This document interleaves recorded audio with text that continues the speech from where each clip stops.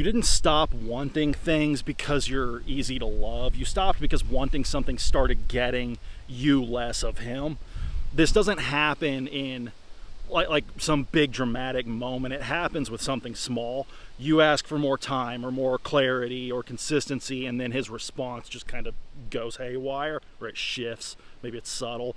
He gets distant, he's less responsive, he's slightly irritated, or just vague enough that you can kind of feel the pullback. And then right there, your brain makes a decision, and it makes it quick because it's defensive.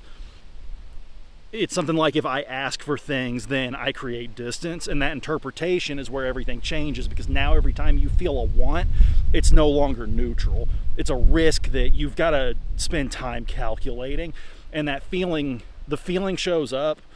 You kind of just immediately associate it with like potential loss, and your body starts to kind of move into defense mode before you even say anything. And now you've adjusted your behavior to kind of soften the ask. Then you delay, then you remove it, and then after enough repetitions here, your system kind of logs a new rule that says wanting creates pressure, and pressure creates disconnection. So it just stops generating the behavior at all, and then it runs automatically. The conversation that you have with yourself is that you need to be low maintenance or easier, but that's not actually what's happening. You're controlling for abandonment, because if you don't ask for anything, then there's nothing for him to reject, right? And if there's nothing to reject, you kind of get to stay in proximity without testing whether or not he's actually going to meet you. And that's a big payoff. You get to feel chosen without risking being denied.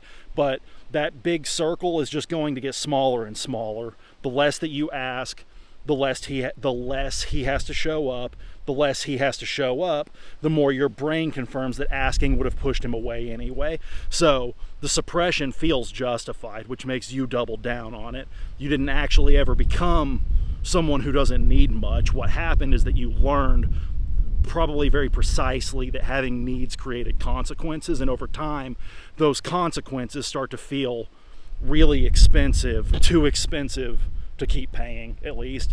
So instead of evaluating whether the connection was meeting you, you shifted into maintaining it, and that's the part that you need to interrupt.